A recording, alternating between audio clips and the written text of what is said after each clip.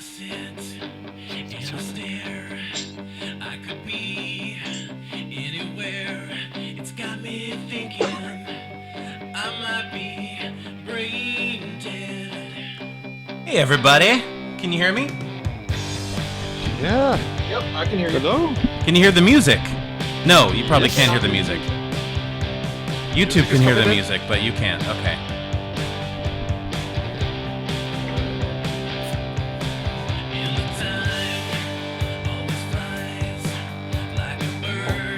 All right. All right. Don't ask me why. Am I brain dead? Give me just a sec. I got no places to be. No motivation for me. I am so brain dead. Ooh, yeah. Oh, yeah.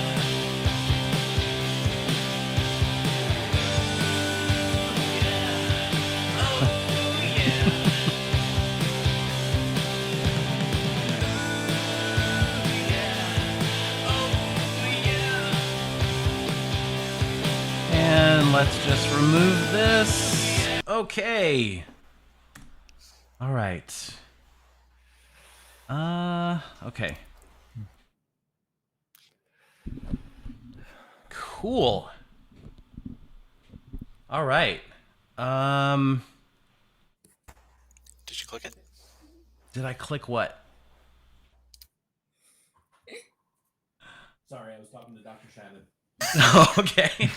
Is that Dr. Shannon in the, well, I guess it's different for you guys, but for me it's the bottom center. Right. Jitster? Is that, let's see. So That's we have just your default nickname until you change it. Oh, okay. So we've got Eric, we've got Kevin M, Tyler, Olsey is here, except he's got everything muted.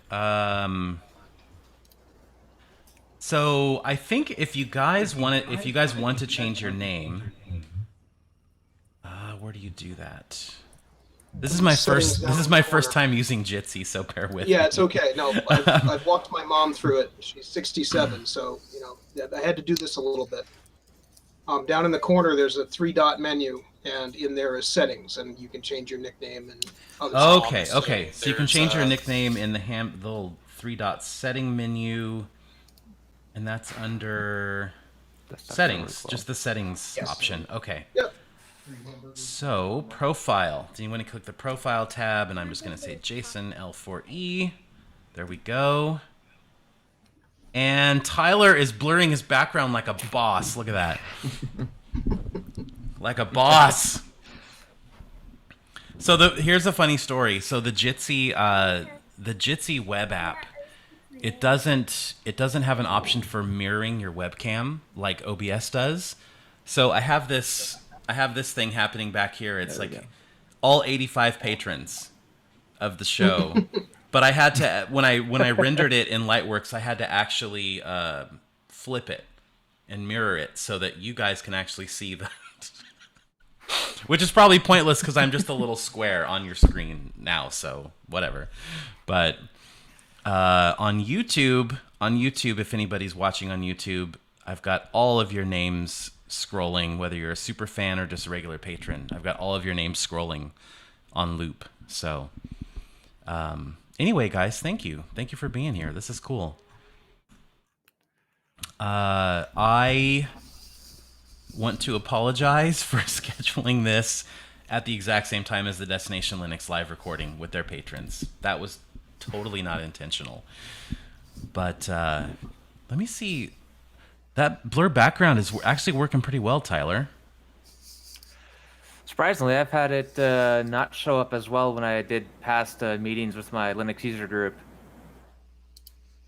Yeah, it looks like it's, I mean, is it just what kind of webcam do you have? This is a Logitech webcam, C920, I think. C920, that's what I use. Yep. Yeah, that's the same one I use. Hopefully I'm going to upgrade it at some point, but we'll see. Because this stuff, like, well, it's not a good reference for now, but on the YouTube videos, I did a test of the new setup, and you can see the monitor here, but it's not super clear, and I want to get a camera that actually has everything in the background just super crisp. But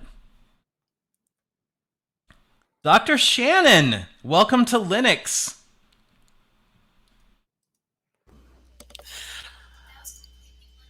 You can actually unmute and talk. Yeah, it looks like your microphone is muted. If you look on the bottom center, you'll see a microphone and a camera icon, and I'm guessing that yours is muted. It might have a cross through it. There we go. Okay, cool. Let me just check the YouTube stream real quick. Maybe make sure that's okay. This is a completely new setup for me, so I apologize if I'm a little disoriented. I'm gonna get some water. Okay. Cool. My wife may be joining at some point. Are you? Oh, hold on 1 second. Babe, are you gonna join? You don't have to. Just wondering if you're going to. Just curious. There's like 6 people here.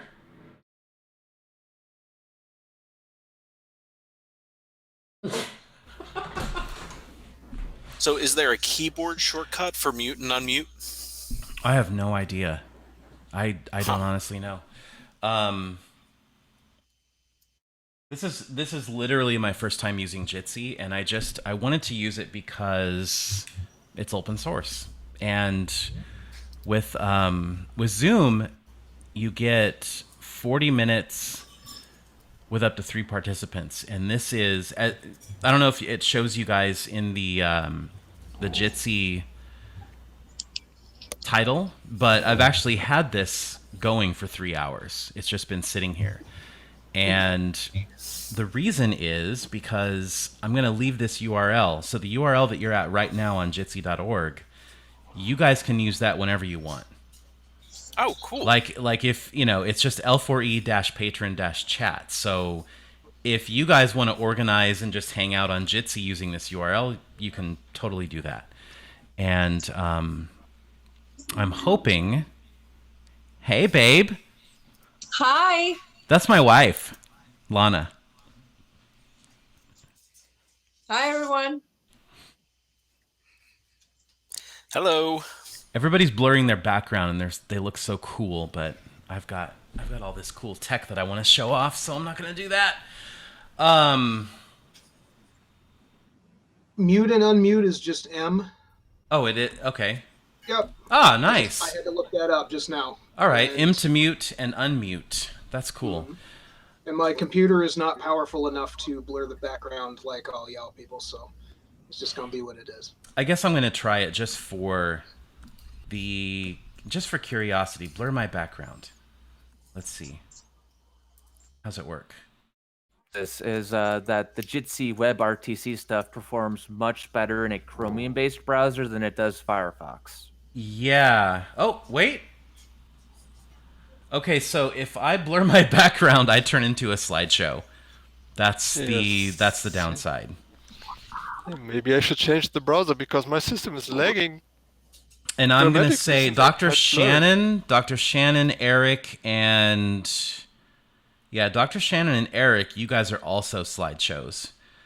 So that could be because I'm guessing you're using Firefox and blurring your background.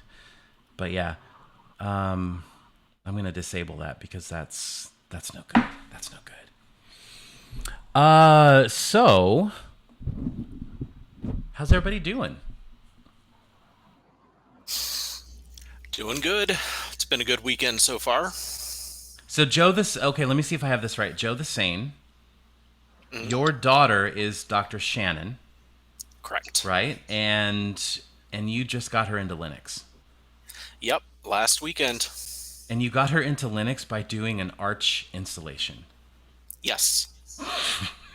Wait, how old? She's How? 13. 13. Wow. Wow. You have installed Arch and you were 13 years old. You are awesome, basically. Did you get it? Did you guys get it on your first try? Did we? Yeah. Yeah? It took me 3 tries. So congratulations. It took me an entire morning, 2 really screwed up installations, and then the 3rd time I got it right. My question would be, how complicated did you do that? Like with disk encryption or the fuzz, or just a plain installation by the book? It was fairly plain. We added in BetterFS with root and home subvolumes, so we could get time shift running as well. But really, no more complicated than that. Has anybody else used ButterFS? No, I used it once. Just I think it was on OpenSUSE Tumbleweed. I tried it out, and it was actually pretty nice because I did a system update, and I totally screwed it up. And then Richard Brown, who at the time was the chairman of the OpenSUSE Foundation, or whatever they're called, he actually said, "Oh yeah, just run this command and you'll just roll back your system." And it did, and it took like 5-10 minutes, and it was beautiful. Nothing happened. Yep. So I use ButterFS on the root partition of my desktop and laptop, and when I did the upgrade to Ubuntu 2004 earlier in the morning, it automatically created a snapshot before it applied any of the new packages, just in case. But thankfully, the guys over at Ubuntu did a great job, and it was just a smooth upgrade. nice. That's cool. Does it slow your system down at all? I mean, is it slower read-write access if you use ButterFS, or does it make a difference? I've just not really noticed a difference. It's Okay. all Yeah, me SSDs neither. these days. All right, Lana, look, we know why you're here. So let me tell you guys a story. If you're not following me on Twitter, you don't know this story. But Lana actually signed up to be a patron so that she could join these live chats legitimately and tell embarrassing stories about me. Yeah, apparently I was not welcome before, but now I'm paying, so I have every right to be here. Yeah. Yeah. So go for it. I'm going to put you on the spot. Embarrass me. Where should I start? That's up to you. I'm already I'm down. blushing, so, No, you said that I have to behave and have to be polite, so I'll just wait for my turn. No, You I just said you have to be family friendly. I didn't necessarily say you have to be polite, but No, it's fine. I just really wanted to get here and because my husband gives me no privileges or whatever you want to call it to jump on these chats or whatever. So on, I think it was Friday, when I was like, okay, I'm subscribing to this, whatever. I'm just paying for this, so I have the right to be there. well, I'll just wait. I'll wait. okay. You're gonna wait till there's like 50 more people in these, right? And then you're going to. I mean, this is gonna be on YouTube though. There's let's see. There's like I don't know, 24 people watching right now. And, man! Oh my gosh! And there's so much. Okay. I had no idea there was so much chat happening on YouTube. And here's the thing. If you're watching on YouTube, I apologize. This is one of those situations where this is for the patrons of the show, and so as rude as this might sound, I'm not really paying attention to the chat because I'm paying attention to the patrons that are here with me. So, yeah, I apologize. There's a whole bunch of chat happening, and I actually got Lamer. Lamer donated $3, $3 US. Thank you, man. Appreciate that. Paul I M don't know, says, if I think... was a YouTuber, I'd be super offended that you were ignoring me in favor of the patrons. That's just I know. Well, I debated. I debated. Yeah, I'm figuring this out as I go. Honestly, this whole patron thing, this whole YouTube thing. I've never done these things before, and I debated whether should I live stream this, but then I thought it might be cool to have the YouTube subscribers be kind of like a fly on the wall, right?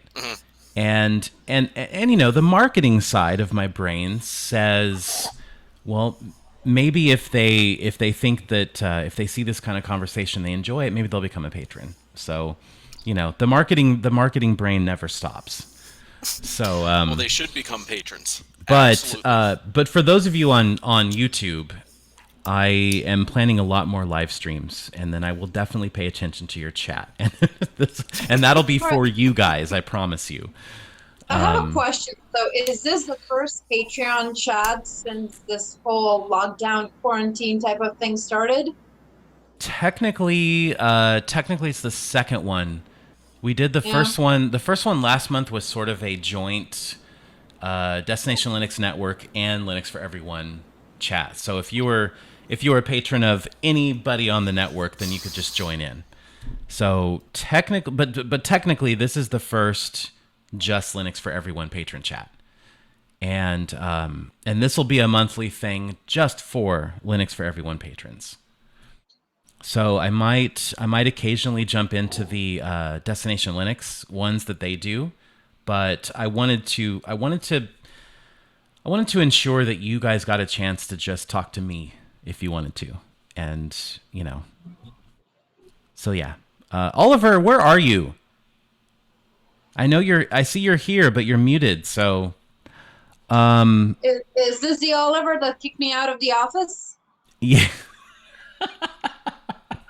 Hi, Oliver. So I'm here. hey, there's Olsey. What's up, dude? Not Thanks bad. for that.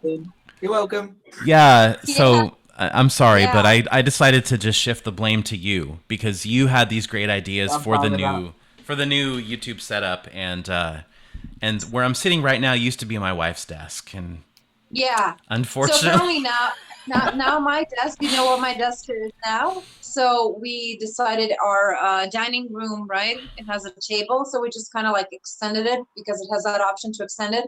So yeah, that is my office now. I used to have an office and now I do not. And apparently it's Oliver's fault. So, I'll take that. oh, I see.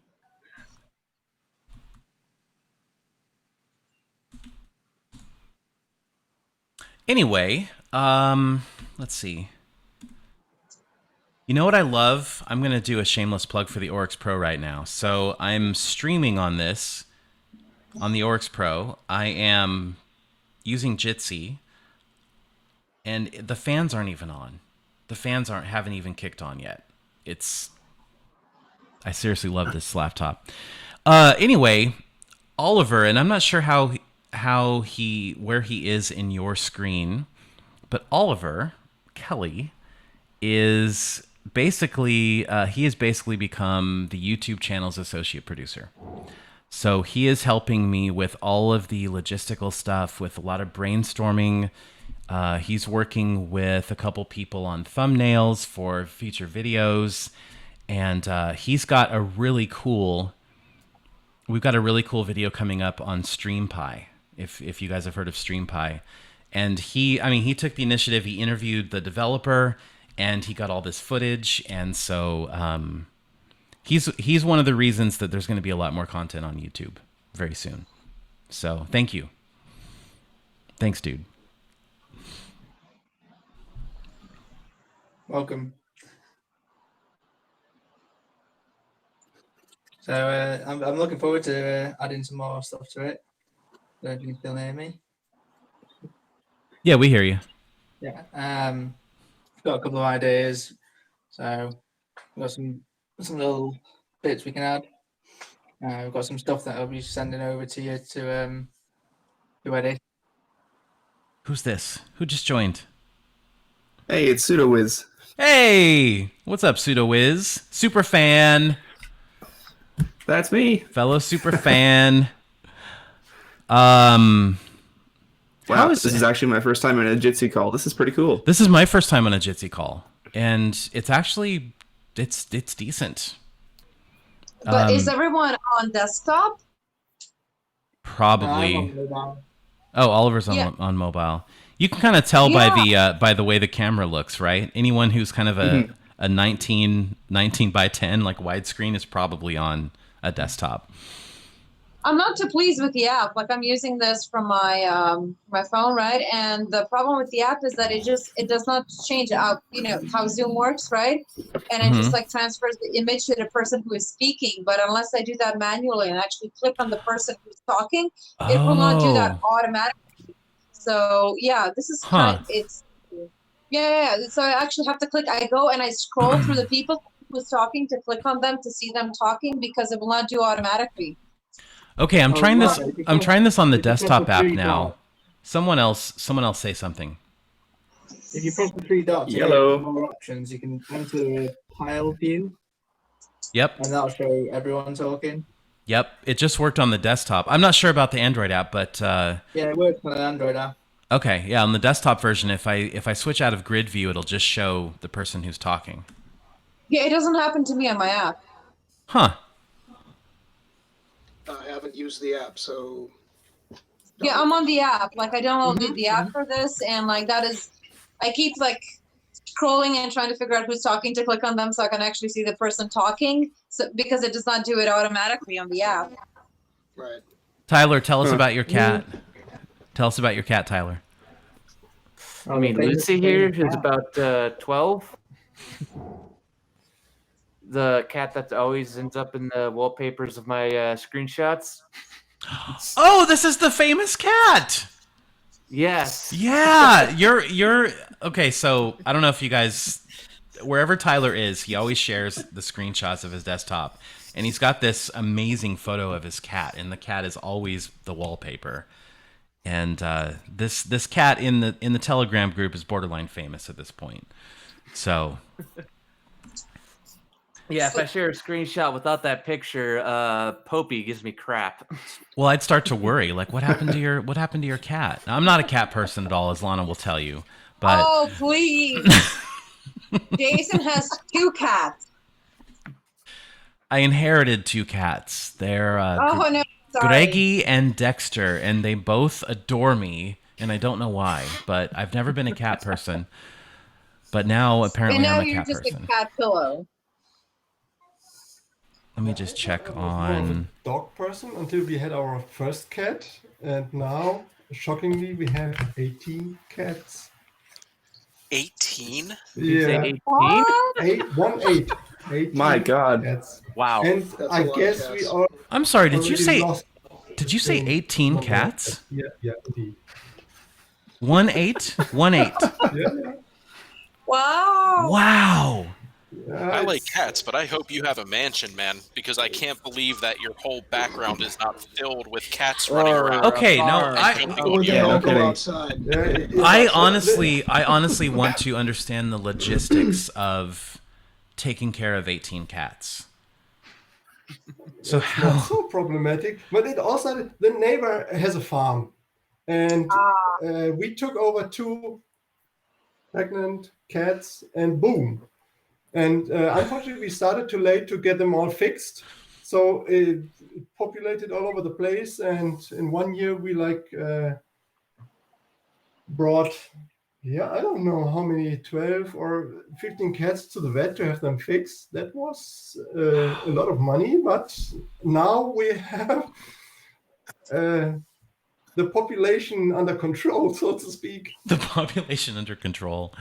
Do you just I mean, do you definitely. feed them all at once? Is there like a big community bowl and of food, or how? Yeah, so I always say we have a 2-class cats household because we have these cat flaps which are RFID controlled, and 10 cats are able to get into the house, and we have outside another room where the other 8 can go into. And yet, Wait, so you have an access control system for your cats? yeah, more or less. Wait! I want to hear more about this. How does this work? Do they? How They is it? have an RFID chip under the skin, Okay. And so whenever they approach the cat flap, the RFID tag is recognized, or even not, and then it's opening that little pin, and they can go through the cat flap. Otherwise, they can't. So that means that no strange cats that you don't own can come through the little cat door. In the beginning, we had a long cat flap, and then we had what we called catzillas in the house because they came in and ate all the food. And no, that doesn't work. So that's really clever, huh? So, as I said, 2 rooms or 2 like areas, one into the house. It's 10 cats can enter the house, and the other cats can enter the room outside, and it's. They always have like the dry food. Mm-hmm. The pots with the dry food are always filled, and the wet food is like 2 times a day in the morning, and in the evening they get fed. So you have 18 cats and 0 mice and unchewed shoelaces. Oh, with the shoelaces that works, but yeah. Oh, it's every now and then they bring in a mouse, and then it's sometimes they escape, and we have to search them because they're squeaking in some corners, and it's fun. For everyone on YouTube, on your top right, my wife is showing off our awesome dog Slayer. Slayer, what a name. Slayer. So the story behind his name is that Slayer is the first concert that Lana and I went to together. So that's nice. So he's Slayer. Yeah. Those are the kinds. Of like little nuggets of trivia that you get on patron chats. So anybody using the app, you can actually just tap on the screen, and then there's a little tab that comes up, and at the bottom of it, it says more options, and somewhere in there it says toggle tile view. Okay. Then you can see everybody, right? And then you just see. It does exist. It's just not the default. But yeah, I can see what Lana was saying. That's really awkward if you have to just keep scrolling through and who the hell's talking and blah blah blah. Right. Kind of doesn't make any sense. Yeah. But I just installed the thing on my phone and jumped in so I could see if I could get it to work. So. I have to say though, for having no experience with Jitsi, it just kind of works. It's pretty intuitive. It's working pretty well. Like I said, my mom is 67.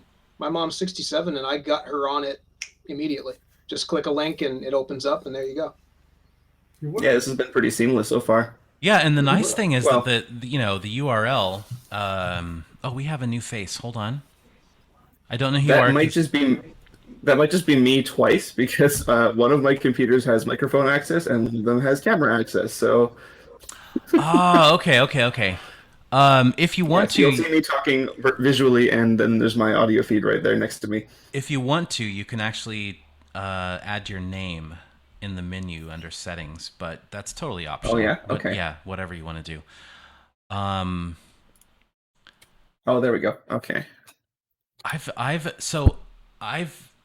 This is my first time hosting a patron live chat, so I'm just kind of feeling my way through it. Do you guys want to talk about anything specific or ask me any questions, or you guys decide? You guys decide where this goes, basically. Any burning questions? What are you working on right now? I am working on both. Let me wait. This. Hey! It's the System 76 Lemur Pro, as well as the basically identical Tuxedo Computers Infinity Book S. So, fun fact: the webcam feed that I'm using right now is actually from the Lemur Pro. Is it really? It looks good. Yeah. It looks decent. Yeah, I was surprised too. Wow. For a 720 webcam, it's not bad at all. Yeah, because I started this chat with the earlier a few hours ago just to see kind of the setup and how that would all work. I tried the Oryx Pro camera, which is like a Bison something, and it was just it was so pixelated and didn't look very good. So yeah, that's a good picture. It's a good quality picture. Yeah. But what really interests me about these systems is the chassis is identical. The specs are identical, but the prices. They're both from Clevo, right? They're what? They're both from Clevo originally, right? Yeah, they're both Clevo. So Clevo is the what do you call them? ODM? OEM, or maybe? OEM. Yeah. Yeah, original equipment manufacturer. Original equipment manufacturer. And then so, they send this, they work with System 76 and they work with Tuxedo Computers, and both of these companies will they have a certain amount of flexibility to say, this is what we want in the systems. We want this kind of display. And if you look at these on paper, they seem like they're identical, but then I started realizing, okay, Tuxedo Computers, on their version of it, they use a lower powered display. And that's why they're boasting, and that's why one of their marketing bullet points is 21 hours of battery life, because they're using a lower powered display. But then on the System 76 side, they have Core Boot, and they have their custom firmware. And so on the Lemur Pro, if you close the lid on the laptop and then open it up, it resumes from sleep almost instantly. And that's because of the tweaks that they've done. And so there's all these little nuances that I have to explore and figure out, okay, which one's better for you? So I'm starting to work on that, and I'll have some first impressions of the Lemur Pro on YouTube and library next week. And then I'll do some first impressions of the Tuxedo Infinity Book S, and then we're going to go head to head after that. So you started to mention the price there for a minute, but which one is more? I believe the System 76 Lemur Pro is more. Okay. Just if you look at the base specs, I think the System 76 is a little bit more. But I'm not positive. I haven't really done the research yet. So gotcha. Yeah, and there's speaking of those differences, right? Where I know you can't tell, you can't tell on this, but I think that Kevin, you have the Lemur Pro, or PseudoWiz. No, PseudoWiz. You have the Lemur Pro, right? Yep.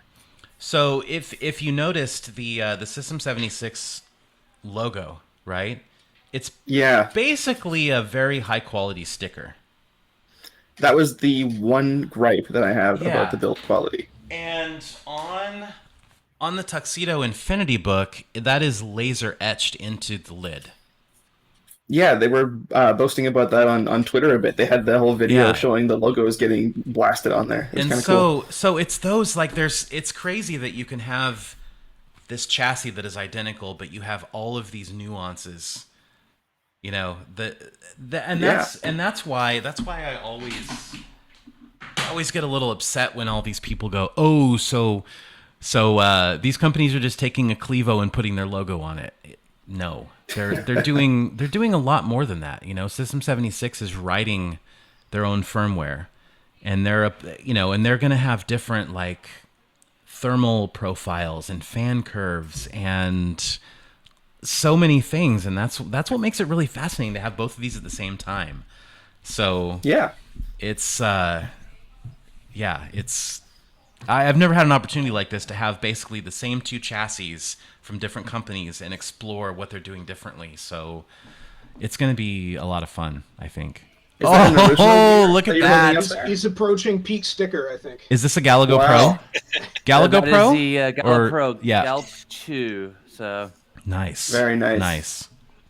I actually am looking at getting the Lemur Pro because I want something that has USB-C charging. I want to get that open firmware. Yeah. And I kind of want a 1080p screen. The Galp 2 only had the option for the high DPI screen that I really run at 1600, 900 because high DPI is a bit of a pain on Linux. Yeah. So. Is it still a pain? Honest question. It's gotten better. It's gotten a lot better, but the other issue I run into is when I run the native resolution on there, I get worse battery life and worse performance. So I just feel I'm better off running it at 1600, 900 because it just runs better and I get better battery life for what is Do you get any effectively of the the same screen real fuzziness? estate. Well, No, I mean, don't really experience any fuzziness with it. I can tell you guys so far that if you choose the Lemur Pro or you choose the Tuxedo Infinity Book, you're not going to be disappointed with the battery life. It's insane. It's insane. I don't know.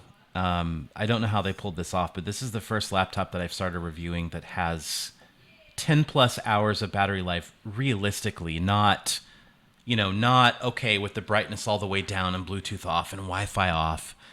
It's really impressive. So that's the other reason I'd love to get a Lemur Pro is a lot of my laptop usage comes from when I'm going to different conferences, which not a lot of that going on this year, but hopefully when it picks up again next year, I'd love to be going to these conferences again and just be able to have the laptop with me all day and know that I'm not having to run near an outlet in the middle of a hallway to pick up some charge before the next talk.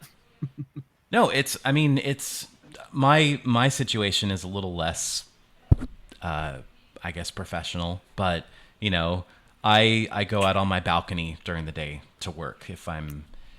Whenever I'm not actually recording something, I'm out on the balcony. And as much as I love this Oryx Pro, 2 to 3 hours, that's about all you're going to get out of it. And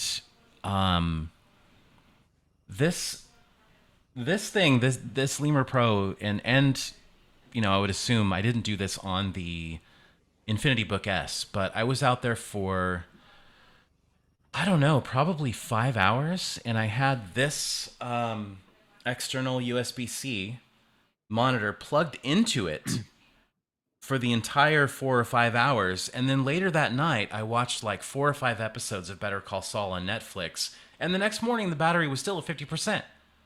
So it's a dream come true.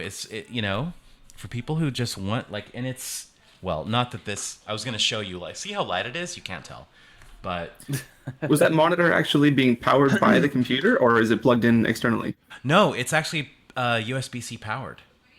Wow, that's crazy. So it doesn't have a battery in it. It's just USB-C powered. And so as long as you have that, what's it called? DP alternative in your USB-C port. So display port over USB-C. Display port over like USB-C. That? Yeah, exactly. So, and it's is that great. small enough that you can fold it up and toss it in a backpack, or does it actually have some stand that goes with it? It's okay. Let me show you. Hold on. Let me think of where so I don't want to unplug it, but fair enough. It's 15 inches. It's pretty thin.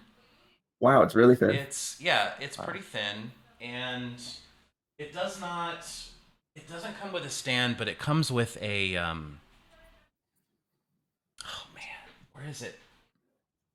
Hold on. I want to answer your question, so let me go find it. Okay.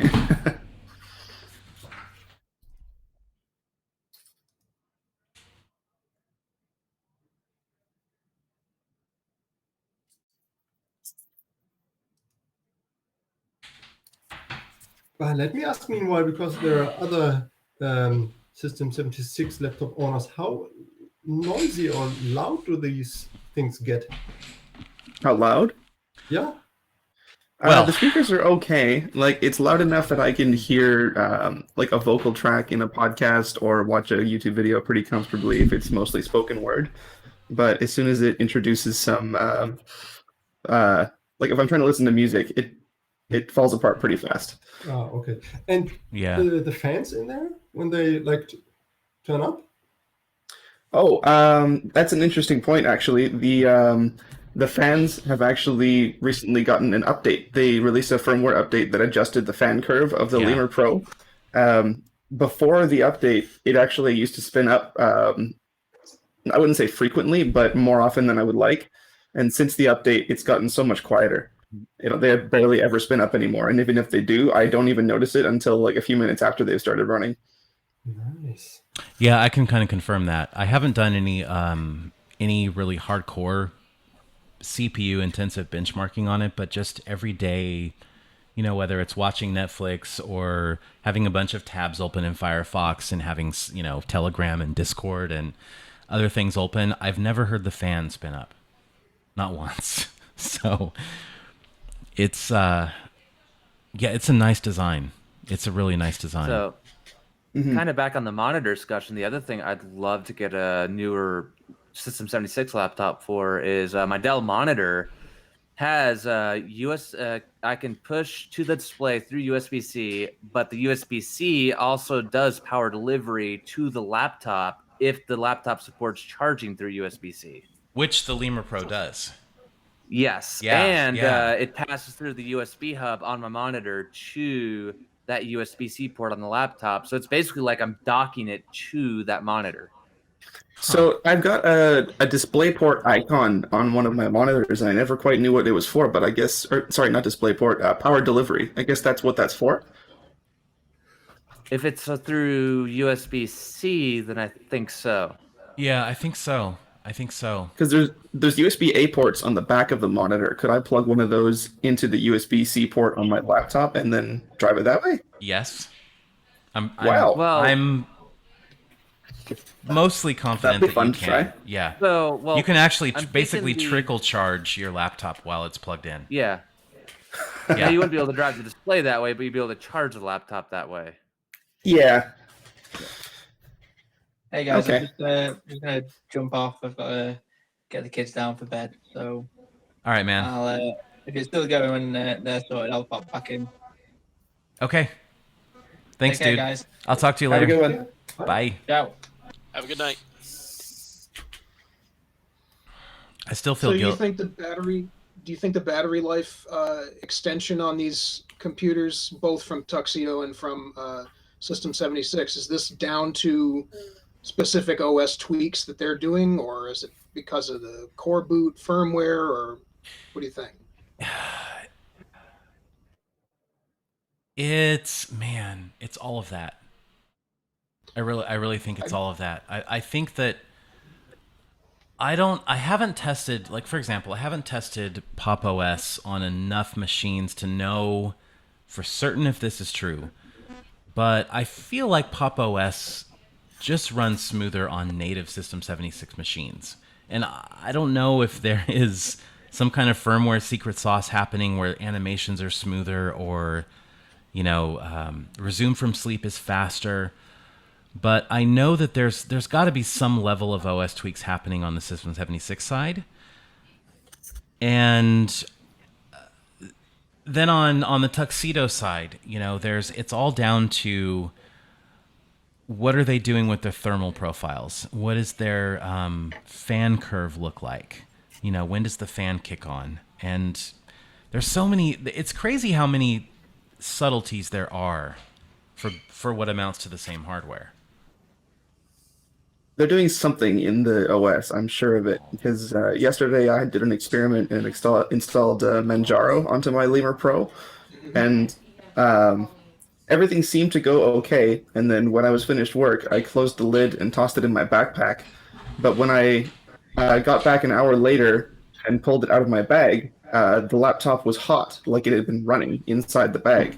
I don't know if it just didn't go to sleep, or if it woke up on its own, or what. But I wasn't pleased with that. That was with But that was Manjaro. That was And I'm just looking.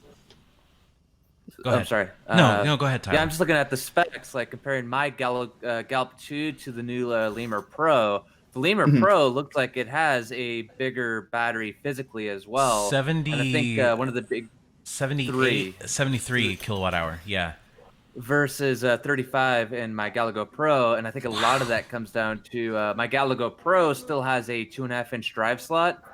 That doesn't exist in the Lemur Pro. Instead, you get a second M.2 slot, so you got more room for a larger battery. Yeah, I kind of wonder if you look at some of the, I think it was a 2016 MacBook Pro, where if you were to take off the bottom cover of the laptop, it's almost all battery. Right. And I'm Wow. wondering, like, when you think about how thin this thing is, it's to have a 78 or 73 kilowatt hour battery in there is remarkable, I think. I'm kind of But- curious what that thing looks like on the inside. Yeah, I mean, it's definitely serviceable. It's just got regular small Phillips head screws. So I mean, it's got at least maybe- one. It's got that one SODIMM slot and the two M2 slots you got access to, so it's got to be serviceable some way. Yeah, One of the reviewers did a bit of a quick teardown just to give you a quick glance at the internals while he added a new SSD. I was surprised to only see one fan, but I guess you don't need a whole lot of cooling in something this small. Yeah, but the U series chips, not a whole lot. Exactly. Yeah, the 10th gen ones are pretty power efficient. I mean, and they're such low watt. What are they, 15 watts? 15 watts, or are they 30 watts? I think they're 50. Well, I don't know. I haven't looked into it myself. I'm not Linus Tech Tips, but I don't know all that stuff off the top of my head. Let's see, 15 watts, looking at Intel's website. The only You can go down to 10. Okay, so- 15 is really, really impressive. But what does a Ryzen system Lemur Pro look like? That's what I want to see. I want to see a Ryzen Lemur Pro in the future. Anyway, the only thing that I'm dream, bummed right? about with both of these systems is that I recently got a Gigabyte Oros RTX 2080 Ti gaming box, and because these systems don't have Thunderbolt 3 support, I can't use it. And Yeah, that that was seems like, something- right? I mean, it seems like such a perfect use case to have this thin, light laptop and then have this external eGPU that also acts as a dock. You can plug in all kinds of USB and USB-C peripherals into it.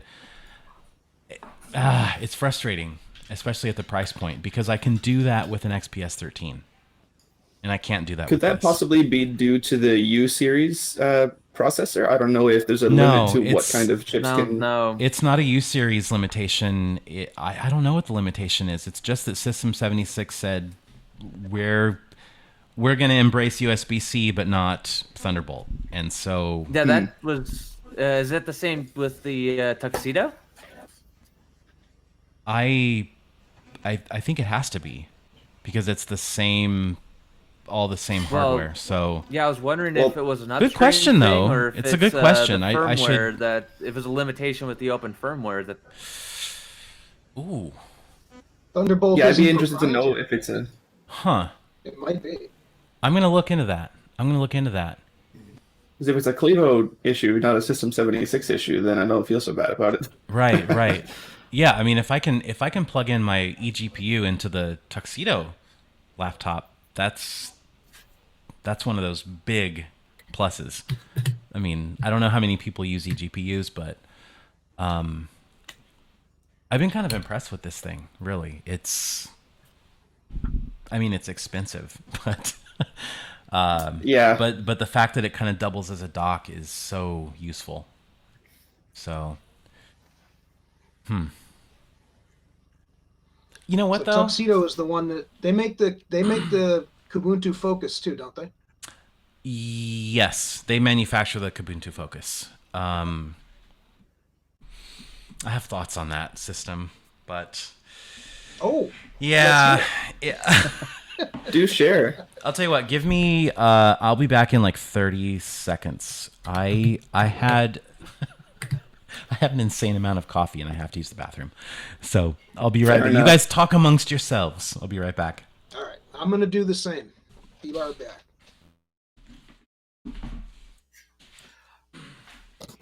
So when it comes to battery life, one thing that I've noticed since installing the POP 2004 beta, the battery life on my laptop has been quite a bit better.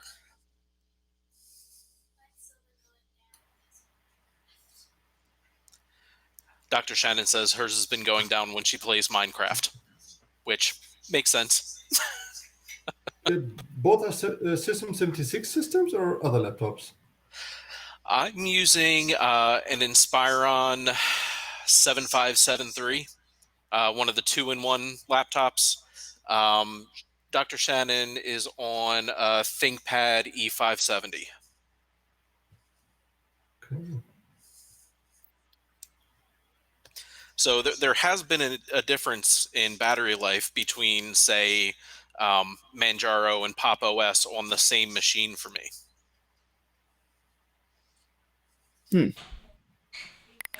Between Manjaro and Pop, you said? Yeah, Ubuntu too, I think. Typically in the morning I get up and I take my laptop downstairs and I don't bother to take the power cord with me. And as soon as I had Pop 2004 installed, it seemed to be way longer that I was able to stay down there without having to come back upstairs and plug in. So I was just looking at the specs for the Tuxedo, the comparable Tuxedo computer. It looks like there's no Thunderbolt on that one either. Yeah, and there's no Thunderbolt on the Oryx Pro. Yeah. So I'm thinking it's a hardware limitation. Maybe, maybe that's a cost-saving measure. Maybe there are more fundamental principles that I don't know. I don't know why they choose not to embrace Thunderbolt there, but it is what it is. But the problem But the Thunderbolt issue would be a killer for me too, because right now I have a Thunderbolt dock on an HP laptop. I'm not too sure if the monitor, if there's an eGPU or something in there, or how the monitor exactly is driven. It in the beginning it didn't work, but somehow latest kernel updates or whatever made it work, so I can even run the external monitor via the Thunderbolt dock. So I don't even know, but that would be a killer if that would not work with my. It's an HP dock, Thunderbolt dock. If that wouldn't work, that would be a bummer. Yeah. I mean, I don't know a lot about the innards of Thunderbolt and all of that, but I guess I assumed that if it's a modern Intel chip that you would have Thunderbolt support, but I guess that would make sense. I guess that's not the case. So, and I don't know the reasons for that, but and I don't know how popular Thunderbolt really is. Besides eGPU support, what are common uses for it? Well, yeah, exactly. Exactly. So yeah. Well, so Thunderbolt as a base technology is going to be more popular when USB 4 comes around, because USB 4 is going to be based on Thunderbolt 3. But that's still a couple years out from being really a mainstream thing.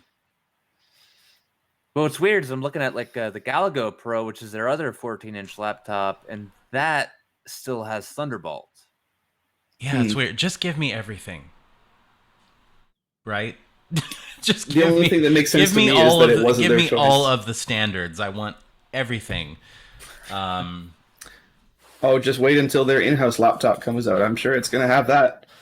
Oh man. I know I promised you guys an answer about the Kubuntu Focus. It has nothing to do with the hardware. It has to do with the team that is behind marketing the thing. Really? Yeah, they're called Mindshare Management, and I've gotten into. Hey, Rocco, what's up, dude? Welcome to the party, sir.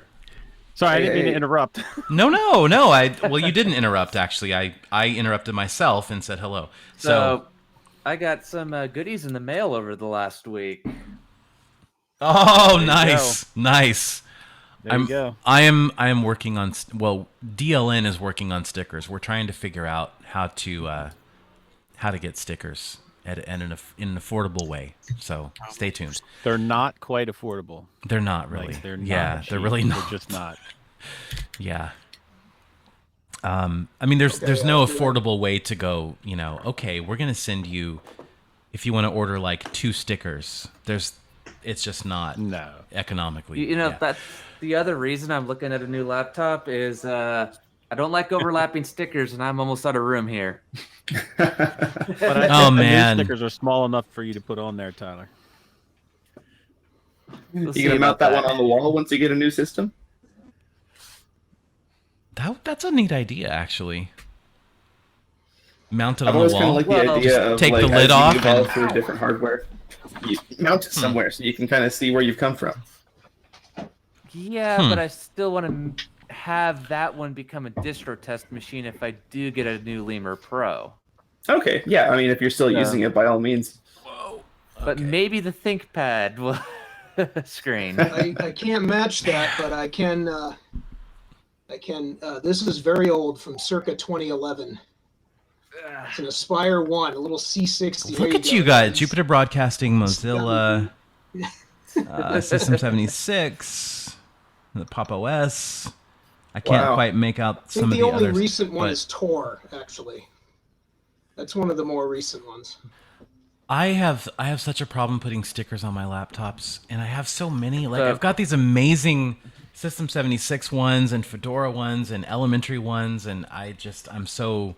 See, I loved what I did with this corner here because it became the ThinkPad 76. How many laptops do you have, dude? Just the 2 right here. Well, unless you count the old iBook I have way back there for like old OS 9 software. Ooh. Wow. Oh, OS 9. There's a blast from the past. Yep. I have the old vintage computer stuff. I need a ThinkPad, don't I? You do. I do. Yes. Yeah, everyone, everyone. It's a bit of a cult. But now I'm wondering, maybe I'll just wait until they launch with Fedora and get one of those. Yeah, now that they've announced There that, you go. I don't see a reason not to. That was a super cool announcement to see. So if you do get a ThinkPad, you gotta do a video with Popey. Oh, that's okay. Okay, He'll twist give my you a arm. whole history lesson. Popey was actually the first proper, I guess, video guest that I had on the show, and that was a great interview. It was so much fun. Well, he's just great. I mean, he's so much fun to talk to, and yeah.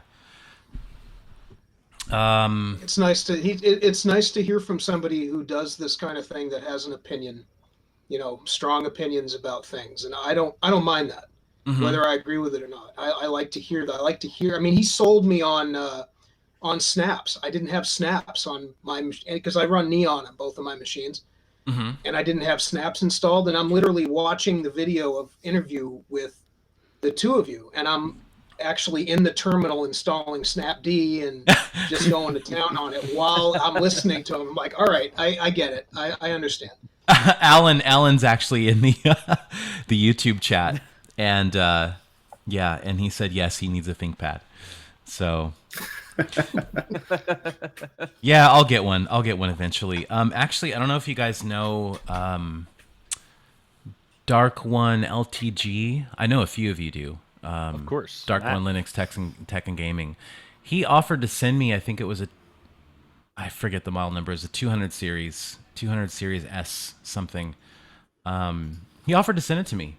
Just like, yeah, I'll pay the shipping and just let me know, I'll box it up and send it to you. And I was like, dude, but after you pay the VAT and the shipping and we go through the customs nightmare, like, it's a nice thought, but I can't let you do that. But yeah, I think I need a ThinkPad. Definitely. Has anybody tried Linux on any of the X1 Carbon models? Because those things are so slim and, I have. and pretty looking. Oh, no, I'm sorry. Oh, yeah. No, I'm sorry. It was an X1 Extreme. Not Extreme, a Carbon. okay. Not a Carbon, yeah. Yeah, because those ones are the more full-sized ones, but still within the X series, right? Yeah. Okay. The Carbons are sexy. That's a sexy laptop. I got to set one up on a Windows system, and I just loved the experience. Even though I was using Windows, it just felt so slick, and everything just felt right. It was a well-built machine.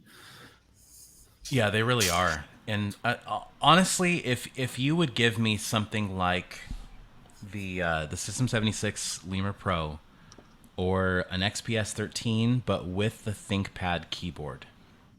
Yes, that's the big deal breaker. Exactly. It would be the perfect machine. I mean, there is no, in my opinion anyway, there is no better typing experience than a ThinkPad keyboard. Period. Unless you're counting desktop keyboards. Right, on laptop. On laptop, nothing beats the ThinkPad as far as a typing experience. Prove me wrong. I want to hear other opinions, but I'm waiting for an ortholinear keyboard on a laptop. Just one. Ooh. That would be really cool. I go freaky about keyboards, and since I experienced these non-staggered layouts, but the linear ones, I'm totally sold. And there's, I don't know, any laptop that would have something like that. Oh my, here we go. Ooh, what's this? I need to know more about that keyboard you're holding up. Old school. What kind of switches are in there? Fucking spring? So that is a Unicom-made Model M. Yes. Ooh, very nice. hey, quick question. You guys in the patron chat, are you hearing me just on your left channel? Yes. Really? Why didn't anybody say anything? I completely forgot. So I'm not in Jitsi, not in here, but in the YouTube. In YouTube. Okay. You're only hearing out of the Jitsi's left fine. here. All right, so I need to go into my audio settings for the mic and say mono, don't I? Is that what the problem is? I'm not mono. No, I would think it would be on mono, right? I would think so too, but I don't understand why it would be advanced audio. All right, I'm going to check. What are you typing on right now? On YouTube, I'm checking mono right now, and I want to. What are you guys? What are you guys hearing now? Let me know. That's the Ego Docs? Yeah. No, that's a pretty keyboard. It's still in the left ear. I don't understand that. I have no idea why it's doing that. It's brilliant. So I like the way that you can tilt it in nearly any direction. You have these ortholinear layout, and the firmware about that thing that is just so awesome. You have so many levels. You can have a layout per application if you like. And I tried Jason, the it sounds better now. the pop shell on GNOME. Yeah. And Thanks, directly created a layout for that in the keyboard, and that is so much fun. Unfortunately, that pop shell is crashing on me from time to time because I'm using that on an Endeavor OS. I don't know. All right, it was crashing for me on Pop Beta too. Lesson learned: I have to set OBS to mono. Good. Yeah. I'm so. This is why I don't do live. I don't do live. You guys, if you heard what the Audacity project for an episode of Linux for Everyone, what that sounded like before I started editing, you would laugh. You would laugh so hard. No, it would be normal. That's just the that's way what it is. editing is for. Yeah, that's what you do. That's why it's editing. Yeah, but live stuff is hard. Rocco knows. It doesn't matter how long you've been doing it. You're gonna make mistakes, and there's just gonna be issues. That's just the way it is. Yeah. I mean, I love kind of the thrill of doing something live, but this is a little different because really, in my mind, it's just me talking to like 10 of you guys. You know, that's what it is. It's a patron thing. It's not okay. We're gonna debut this YouTube live stream about Deepin or Pop OS 2004, and I've got 7,600 subscribers, and I hope I don't screw up. This just feels, I don't know, it feels more intimate, and I feel like I can be more myself, if that makes sense. Do you know how many times I started a stream and checking out a distro and then had audio issues because of it being a different distro or something ridiculous where nobody could see it? Or probably at least 50% of the time, I would guess. Yeah, it was bad. Yeah. So this is good. Yeah, we'll have to do this more often. This is fun. And did you guys get a chance to respond to I put a post out today on Patreon about having a Telegram group just for patrons. So is that when I checked, it was basically like 95% of people said yes, that would be awesome. But I wanted to know if anybody else here wanted to give an opinion on that, if that's something you'd like or wouldn't like. I would like that definitively. Sorry.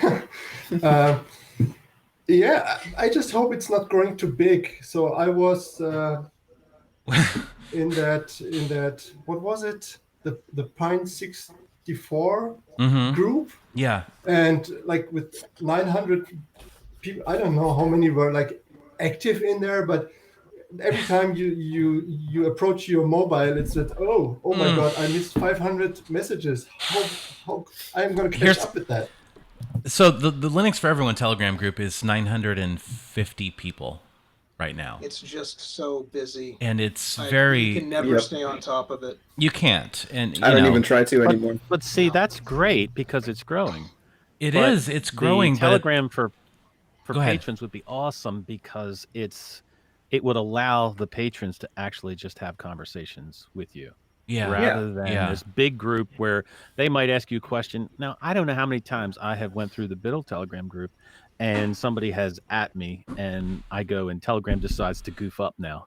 And now I can't find the app. And there's no way I'm scrolling back through 900 messages trying to find this app. So I have this, Rocco, I have the same issue. I'll wake up in the morning. There's been like 1,000 new messages and I see, 4 or 5 at notifications. And maybe Telegram crashes on my phone, or maybe, I don't know, whatever happens. Like, there's no way to go back like there is on Discord and actually just highlight all of your notifications. And it's frustrating because it's a really fun group. It really is. It's just everybody in there is just amazing. But it goes by so fast. I actually had to turn on slow mode because because it was going by too fast, and it's I get a little frustrated because people will be, there's a lot of new people in there. Dr. Shannon is one of them, right? And she might ask a question, hey, I need help with this, but there's 50 other people that want to talk about something else, and after 2 or 3 minutes that might just get buried. So that's one thing that's so nice about Discord is that you can, I know a lot of people hate on them and there's issues and blah, blah, blah, but you can divide everything up by topic. You can go back almost infinitely and see what you have. And plus I got to give them props. They're the only one of the few video things that I know of, video chat for whatever, that works exactly the same in Windows, in Android, in Linux. Doesn't matter what platform that you put it on, it just works. You fire it up and it goes. And that was one of the things that I downloaded and used it for. I have other friends that I talk to with it too. So, yeah.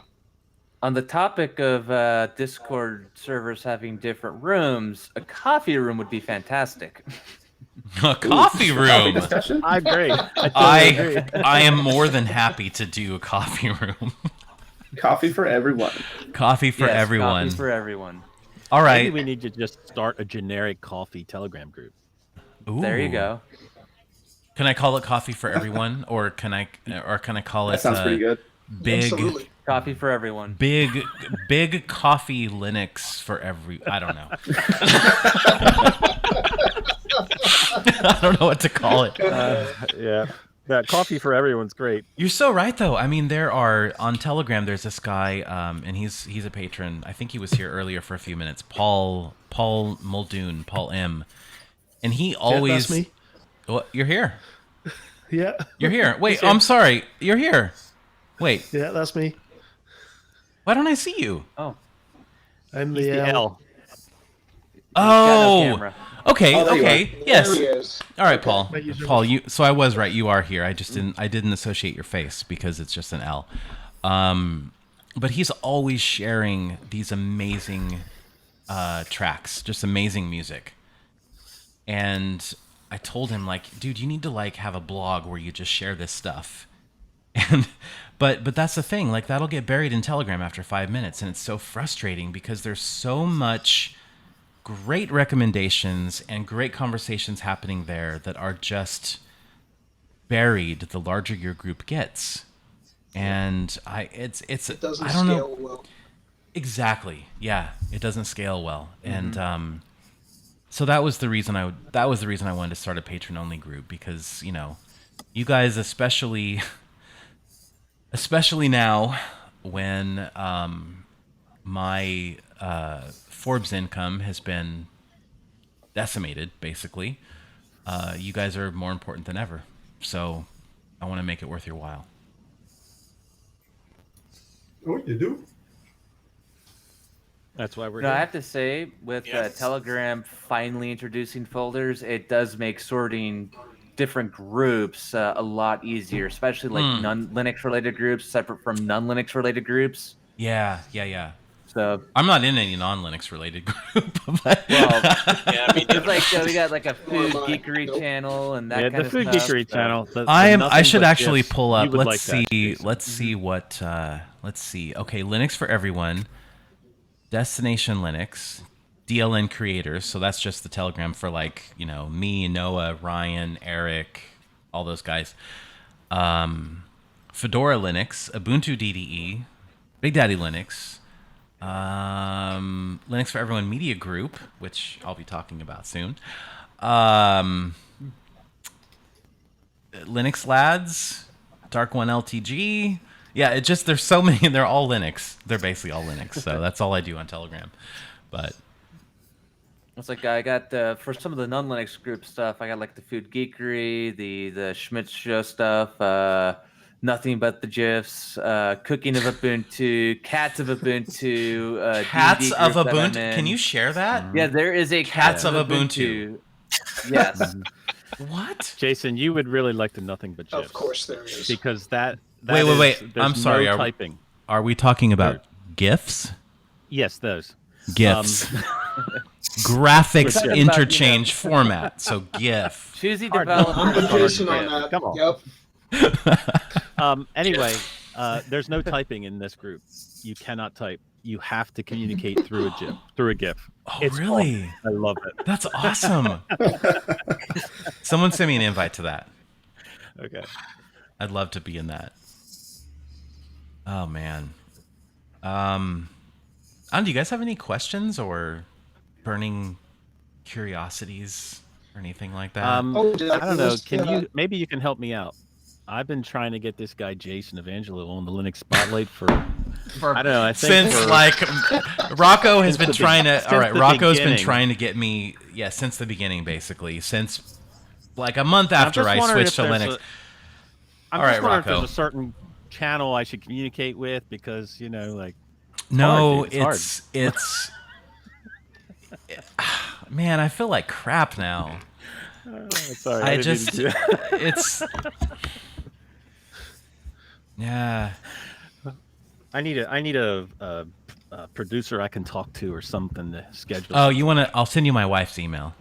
Okay, there you go. She'll get it organized.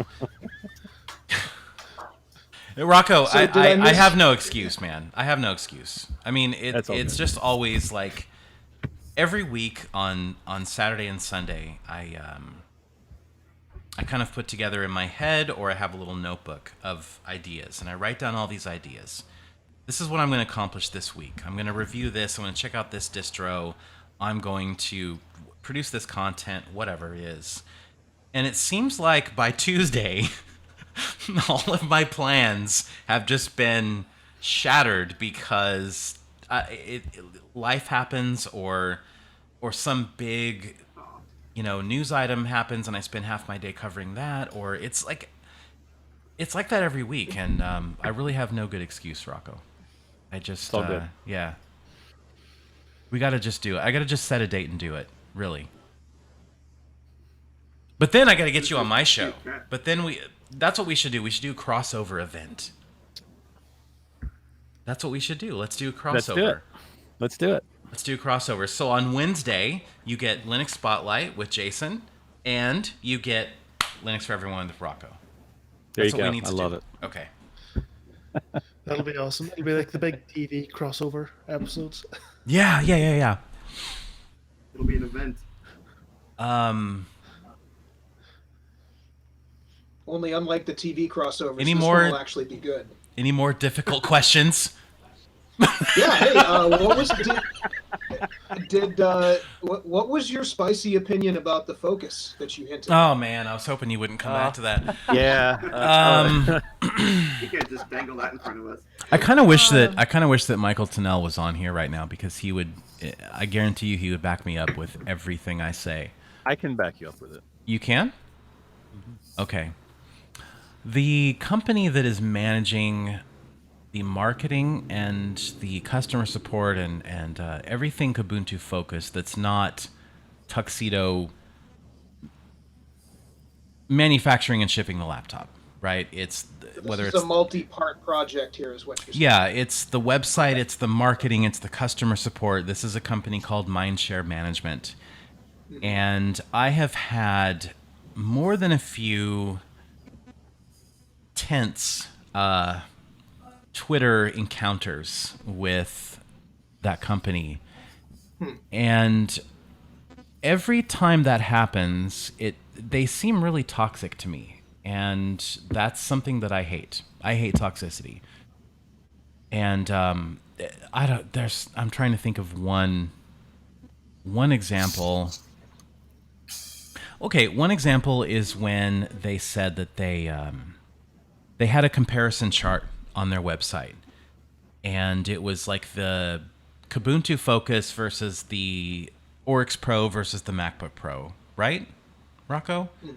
Yes. And they said things like, okay, System 76 doesn't include a manual, which is false.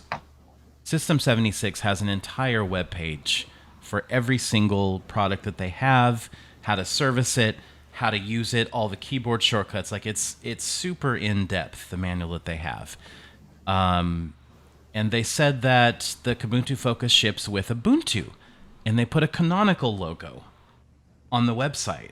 And Like, Alan unofficially, and Alan Pope was like, "Why is there a canonical logo on the website?" Yeah. And I was like, "That's a good question, because it ships with a slightly tweaked version of Kubuntu, so it's not Ubuntu, right?" And Kubuntu It's- is not like a super official. Is that officially? It a is an remix official. now, right? It is an That's- official flavor, but it's disingenuous to say, "Hey, we ship with Ubuntu," right? Okay. In my opinion, it's disingenuous to even say they ship with Kubuntu, because it's Kubuntu, but there is 10 gigabytes worth of extra packages on top of Kubuntu, beyond the and there default. are tweaks to the there are tweaks to everything. They're meaningful tweaks, but it's just like, you don't see, this is not Ubuntu. It's a heavily modified version of Kubuntu. So Yeah, I think the problem is the marketing itself. Exactly. I Yeah. had Rick Yeah, yeah, Timmis on the show and from Kubuntu, and he was fantastic. And he has his heart in the right place. But you're right. The group behind it is not looking at it the right way. To me, they're looking at it from a standpoint of, we want to make money over the competition rather than we want to offer you something that you don't get anywhere else. And I think, they had allowed me to look at the press release before it released out. And they asked me my opinion about it, and I gave my opinion. And I would probably say that you would be really mad if you would have seen the press release when I seen it, because it was, I would say, probably 99% negative towards every other competitor. And I told them flat out that that's not the direction you want to go in. You want to go into this as, these are people like System 76 are not your competition. We're a community. Yes, you want to sell laptops, but you don't want to tear down the community. You don't have to tear down the community to say this laptop offers something that others don't. Yeah. And that's exactly what they were doing. Is it all boiled down to this comparison chart that they had, and it was like, well, these guys don't do this, these guys don't do this, and I get that you want to find your competitive edge You and you want to want to make money. differentiate yourself, yeah. Sure, sure. Yeah, but but when you're it's being different to say, "We've disingenuous added about this." it, that's different. Right. You know, so a positive thing about the Kubuntu Focus is if your system has a problem and you need to ship it back, they'll send you a loaner. That's not something System 76 does officially, and that's a cool thing. And you know? those are the But things they should have concentrated on. that's what in they should that be marketing highlighting. thing. Yeah.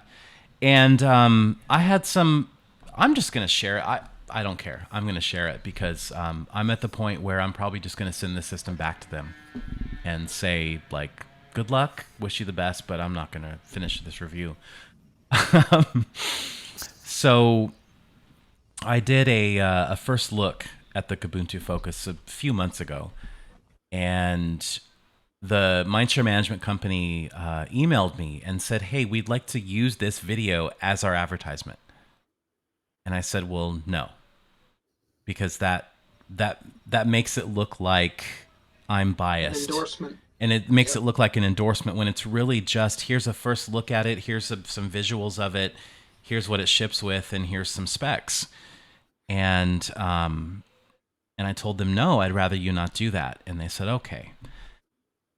The very next day, I looked at my YouTube analytics, and there were like 20,000 views to that video from YouTube ads. And so I emailed them, and they said, yeah, we ended up just using your video as our advertisement for a while. So that was at that point, that was the first red flag that got thrown up, and That's a big one. Yeah. And you know, I even offered to say, like, you know, if you want to use some of the B-roll that I took, that's fine. If you want to pay me to produce a commercial for your laptop, that's fine. If you want to just consult a little bit and just figure out a best approach, that's fine.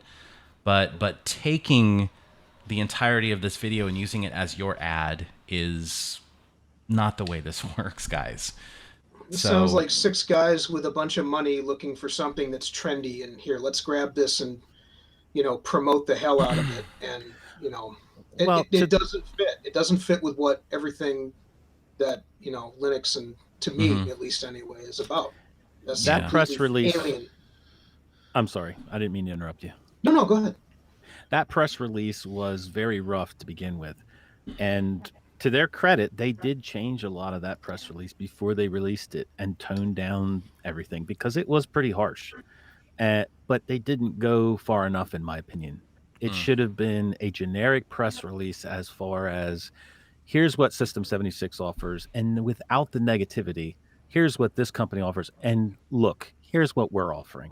That would have went so much further, especially in the Linux community, than downing the other offerings that you can get and putting yours up top, because, you know, you also have to understand how much is the Ubuntu Focus.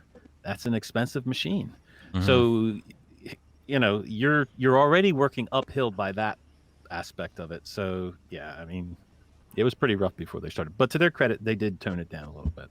Yeah, they are. I mean, they are listening. They are listening to the feedback, but it's concerning that it takes that confrontation to make them change their approach, I guess. It kind of seems like they're listening because they want to sell more, like not because they're seeing the message of what the Linux community is about, but because they think, okay, well, these guys don't want me to say this, so maybe we'll sell less computers if we continue to say this, so let's change our message. Yeah. Just a fundamental misunderstanding of what this whole, I hate to call it a scene because that's a crappy word, what the Linux community is all about. That's not what this has ever been about. I mean, the idea of open source in the first place, it doesn't preclude making a profit, but that is obviously not the focus of any of this stuff. Most people have programmed this stuff in their spare time, you know, when they're working in other gigs and stuff like that. that to me is very alien to this community. So I didn't know that. I mean, that's really good to know, honestly. Honestly, Yeah, that kind of negative marketing technique, that's a big pet peeve of mine. And when I see that kind of marketing where you're not talking up your product, you're talking down other people's products, what that says to me Yes. is you Yeah. have no confidence in the product you're trying to sell. Mm-hmm. Yeah, that's a good point. That's what that says to me. You know, if it's the crazy thing is, if I look at the Kubuntu Focus that you can buy from Tuxedo, or I look at the new Manjaro systems that Tuxedo is offering, the way that the Manjaro team went about promoting that, you know, they didn't diss anybody. There was no negativity at all. It was like, here's all the highlights, and I would jump on that. I would jump on that so fast. And I might actually jump on that because I can get a laptop with like the Linux for Everyone logo as the super key and laser it onto the lid. So yeah, I might jump on that. But yeah, but comparatively speaking, like the way the community in general has handled things, like you can just point out Manjaro with the laptop release, but you can also point out that 20.2004 just released, and Manjaro is congratulating Canonical and Ubuntu on that release, and that's what the Linux community is about. Not this, our laptop's better and their laptop is terrible because of this. And yeah, I think it was, somebody had said it earlier, I think it was a fundamental misunderstanding of what the community is about. Okay, to your point, Rocco, I think I was doing like an unboxing on Twitter of the Tuxedo system, the Tuxedo Infinity Book S versus the Lemur Pro, and I had a series of 4 photos that were just the 2 laptops together, and saying like what I was talking about earlier. You know, it's the little things that each company is doing with their firmware or with laser etching of the logos or whatever the case may be that will make the difference. And Jeremy from System 76 replied to that, and he said, I'm really looking forward to this comparison. And he tagged Tuxedo Computers, Vince from Tuxedo Computers, and said, I bet this kind of comparison can make both of us learn and make both of our products better. And then Tuxedo Computers was like basically replying and expressing the same sentiment. And I was like, that's Linux. Yep. That's Linux. That was amazing. That was absolutely amazing to see. It's way more collaborative than it's ever been competitive. That doesn't fit to me. That's just round peg and square hole thing to me. That's just wrong. Yeah. It seems to me anyway. Yeah. Yeah, I agree. So, yeah. Well, if you do make a Linux for Everyone a laptop, if I can get it with Neon or Manjaro, sold. I'll buy one. That logo would look nice right on the lid. Look great.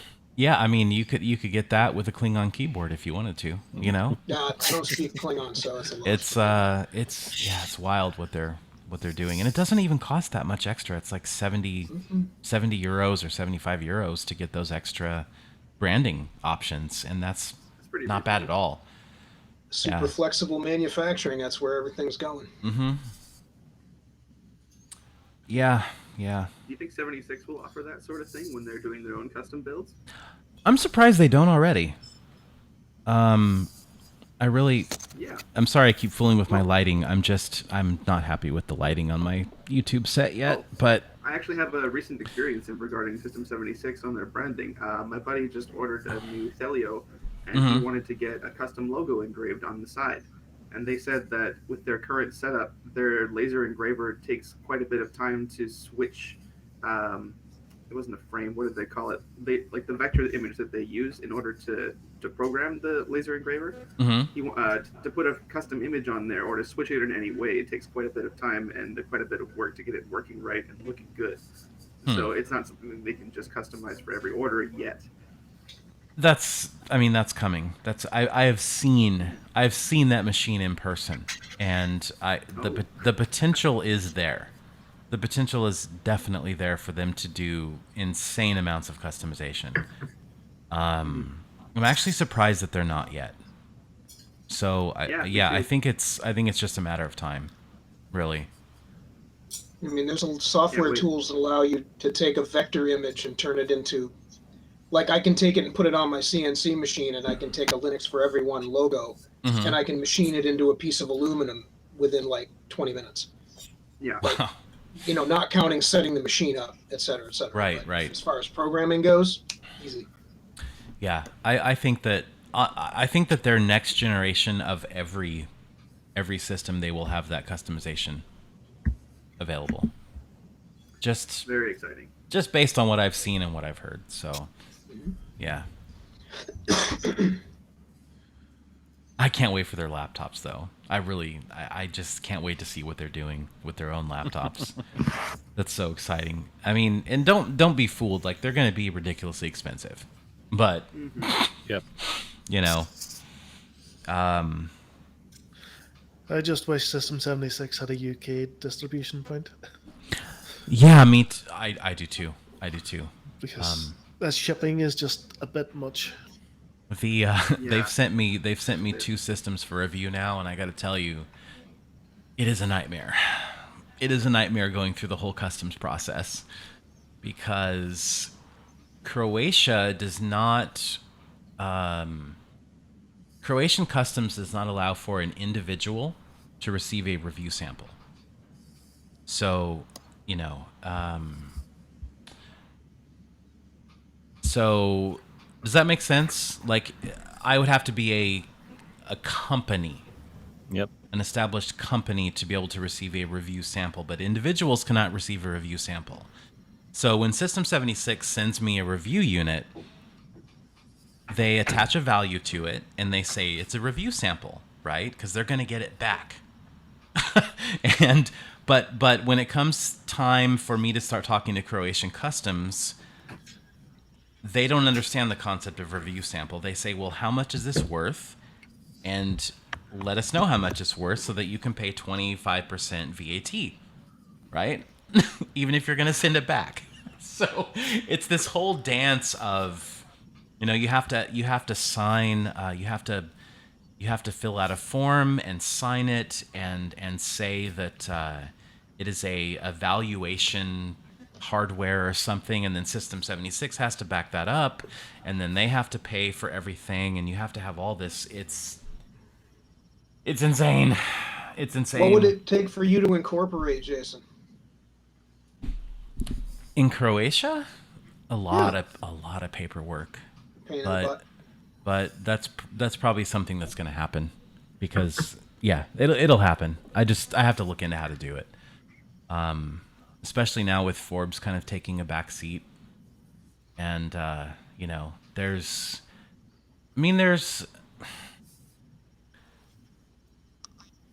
I don't know how transparent I should be about this, but so there's revenue streams for Linux for everyone, right? There's Patreon, there is DigitalOcean, there is merchandise.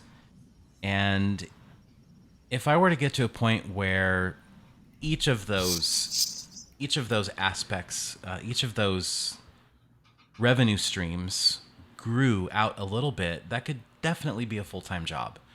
So I think that I have to do that. You know, I've got people like Oliver, who is basically helping out a lot behind the scenes with YouTube. There's Uncle Mez and Nasif, who are doing all the thumbnails for upcoming videos, and it's becoming a team. And so I've got to figure that out. Yeah. But I'm going to shut up now. Nobody wants that. Oh, I do want to tell you guys, though. Hopefully, fingers crossed, episode 34 will be Matthew Miller from Fedora and someone from Lenovo. Ooh. Nice. So he's trying to get the Lenovo side of that in order, and that'll be a really awesome conversation if we can pull that one together. That is exciting. Yeah. Yeah. because it kind of feels, doesn't it kind of feel like we should be calling it the IBM ThinkPad again? Right? I mean, Feel that way. it almost feels like stopped. It almost feels like full circle because, you know, Fedora was like, we're not bending. You're not putting any bloatware on here. You're not putting any binary blobs on here. And Lenovo was like, sure, okay, great, sounds good. And you know, they're shipping what, at least three models with Fedora, and that's a big thing because everybody knows that ThinkPads are already great for Linux support, and being able to get that out of the box. And if I can be honest, which I hope no one from Dell is watching this right now, but it's really hard to find the developer editions on Dell.com. Yep. You know, they make a lot of noise about it, and they do a lot of good, and they have a positive impact on the ecosystem. But when it comes time to, I'm going to go to Dell.com and find a Linux XPS 13 developer edition, it's borderline impossible. So if Lenovo can make that very visible to where, you know, hey, you're shopping for this hardware, and by the way, did you know you can get this with Fedora? Then that's going to make a world of difference, I think. They honestly just need a brand new website. It feels really legacy trying to shop there. It feels like it's from the I mean, it is from the 90s. Yeah. I think it's, yeah. If you can go to the ThinkPad listing on the website, and there's a little checkbox or a little drop-down box for OS, and you can choose Fedora in there. That'd be perfect. Instead of having to go to a completely different URL or landing page for just this, here's our Linux stuff, and here's our Windows stuff, right? Yeah. It should be that easy. Choose your OS. Yeah. But I think that's great. It kind of makes me want to check out Fedora again because I think the third or fourth month of my whole Linux switching to Linux journey, I did the Fedora challenge, and that was like Fedora 29. So that's the last time that I've checked out Fedora was 29. What do you guys all use? Can I ask you, what are you guys all using? What's your daily driver, your distro? Neon. KDE Neon? Yep. Okay. Both machines. Both machines? Pop OS all day, every day over here. Nice. Same here. Same here. Yep. I'm on Ubuntu 20.04 right now. Not a bad choice. Not a bad choice. Ubuntu 20.04 is looking really good. It is excellent. Yeah. I've been running it now for over a month. Oh, wow. And it hasn't put a foot wrong. So on my private machine, I'm using Endeavor OS. Yeah, I started with an Antergos back then. And on my work laptop, I installed a Manjaro. So you're definitely an Arch guy. Yeah, I ran Arch, pure Arch, a long while, but then I was like fed up with the manual installation each time, so I opted for an Arch where you have an easier way to get started. And Endeavor OS offers that, and Manjaro for the business laptop, that was more complete from the beginning. It was even easier. So I tried Fedora on that. It's a ThinkPad. I was so fed up with this Windows 10, and my boss said, okay, if you want to try Linux, go, try it. That's cool. And, it's nice you have the option. Yeah. And yeah, that was great. And luckily, I turned 2 other guys also. Yay. Nice. They're running Ubuntu. Okay. Yeah, so I tried Fedora, what was the second option? But then I ended up with Manjaro, and that is really great for me. There's some issues with the graphics driver. There's some tearing still, but I don't mind too much. It's not graphic intensive work. It's I'm a developer, so that is okay for me. Yeah. Yeah, I'm typically on Arch as well, and I'll probably wind up back on it before too long. right now I'm staying on Arch so I can help Dr. Shannon out in case she has any problems. We can both look at it together Are on you? our laptops. And So is Dr. Shannon running pure Arch? no, not right now. She's Okay. running Pop right now.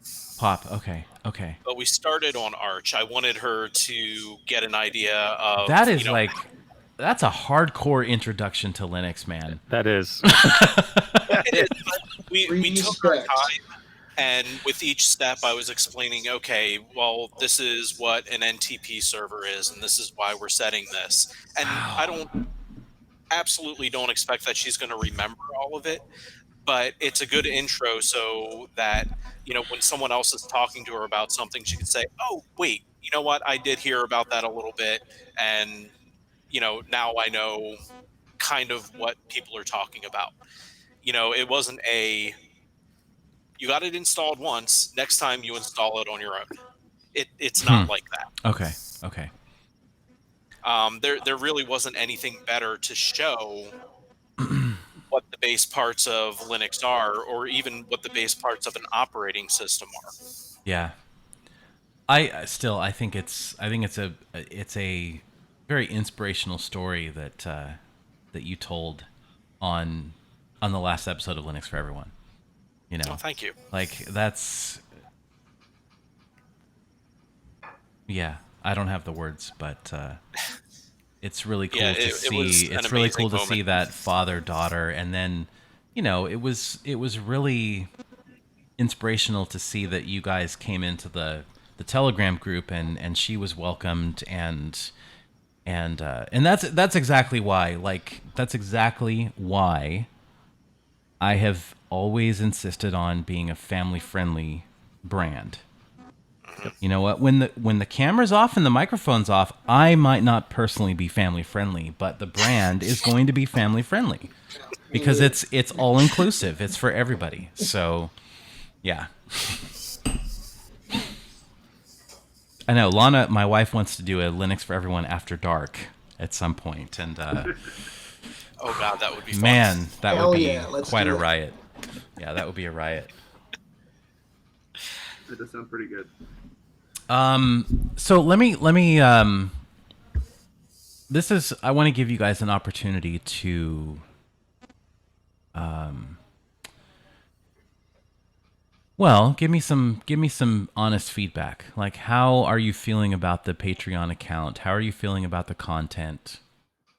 What would you change? Like, are you, first of all, are you guys feeling okay with the Linux for Everyone being every 2 weeks instead of every week? Yeah.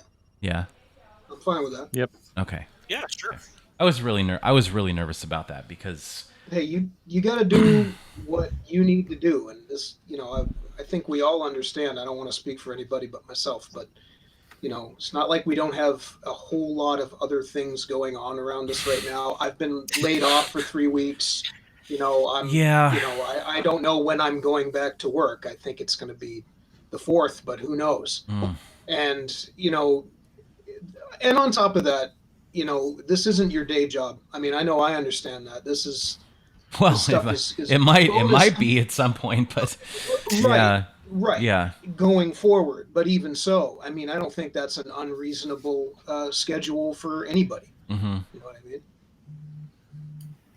Well, I have said it before, but I mean, I'll say it again, that most people, or I would think most of your patrons, are not here because you put out content on a specific date, or you have a specific schedule that you follow, or how much content you put out. They're here because they believe in what you're doing for your content and a lot of patrons have actually said that. Agreed. They have been like, I'm here because I believe in the community that is building around this thing, and it's the kind of community, it and Rocco's community, they're what the Linux community needs. Yeah, positivity, Yep. and good vibes. You know it. Yeah. There's not enough of that in the world, much less in the Linux community. So, yeah, that's what always surprises me is somebody signs up as a super fan, right? The $5 or up, And I always email them and I say, hey, what name would you like to use in the superfan credits? And they're like, nah, I don't care. I'm just here to support you. I don't care about the perks. And I'm just, what? But anyway, I guess the bottom line is I'm trying to drill more into the Patreon angle. You know, whether that's more posts or more exclusives or a Telegram only, patron only Telegram group, or random behind the scenes photos or videos. And I just, yeah. So anyway, the bottom line is don't be afraid to let me know how you are feeling about things, because I'm not going to be offended. This is very much like my Linux journey. I am throwing stuff against the wall and seeing what sticks. So, let me know how you feel about whatever I'm doing. We can't stand it. You're terrible. Well, you know what? Hey, this isn't actually, the After Dark let me do episode, okay? let me do the family friendly version. Yeah. Okay.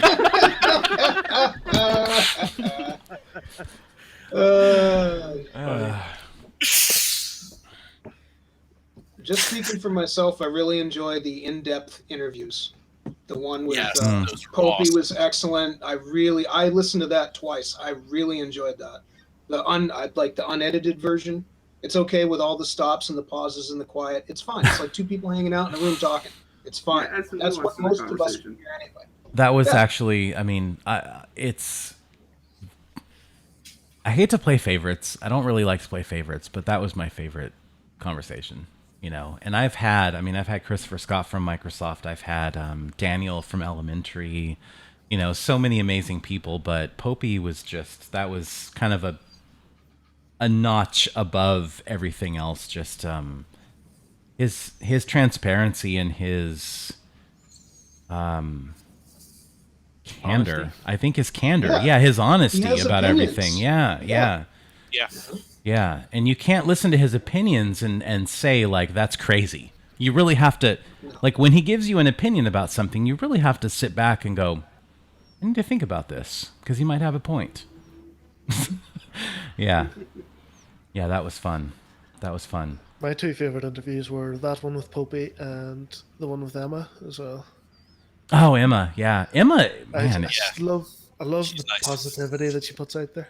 Emma's really making the rounds on the Destination Linux network lately. It was pretty funny. Right after listening to that interview, I went and ordered my Lemur Pro, and who calls me to confirm my order but Emma? Oh, no kidding? No kidding. Nice. Wow. She's the perfect personality for that job, though. Yeah. Yeah. Upbeat. I say that I'm partial to the interviews myself too. So, well, that makes sense. I am too. Whenever it seems like lately, it's been kind of a every other episode has been an interview, and when I come to the solo episodes, I'm always freaking out because oh my God, can I fill 35-45 minutes by myself?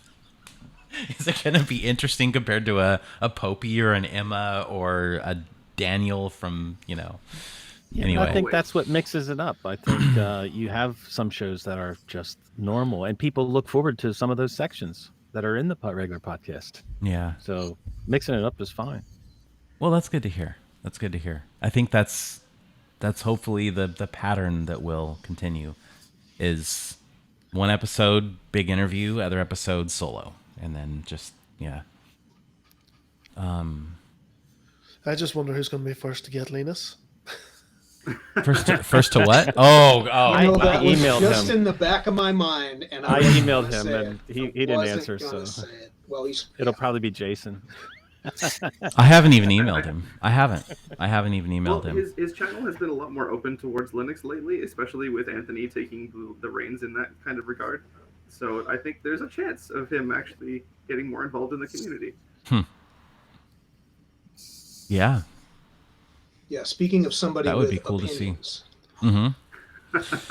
Yeah. Yes, but I think when you do an interview with somebody like that, you get to see him or whoever it is, you get to see them in a better light because you get to see a full conversation with them rather than a 5-minute snippet of a video that you saw where they made some ridiculous statement. You get to see the person behind it. Yeah. That's why your interview with Mark Shuttleworth was so good. You know, you got to kind of see more about who he was. Yep.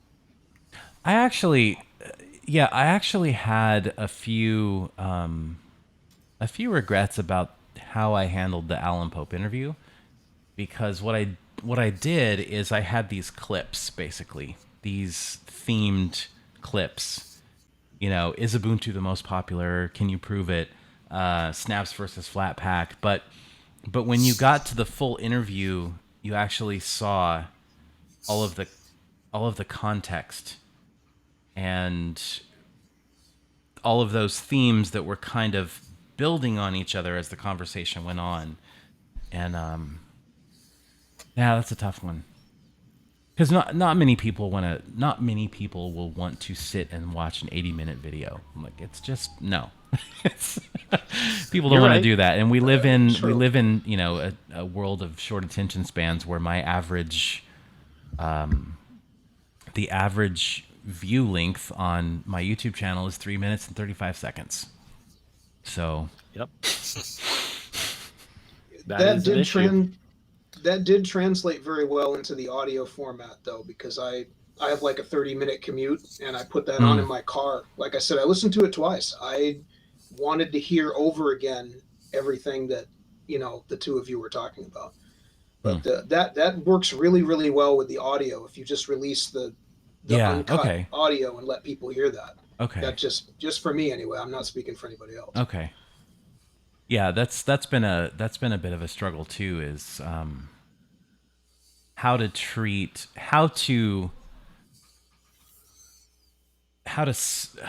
I don't even know how to address this, but you know, YouTube is kind of its own beast now, and it's like, how do I make these distinct platforms? How do I make the podcast distinct from the YouTube channel? Because the YouTube channel has already dwarfed the podcast subscriptions. You know, there's already almost twice as many people subscribed to the YouTube channel as the RSS audio. And so you have to almost treat them as totally different entities.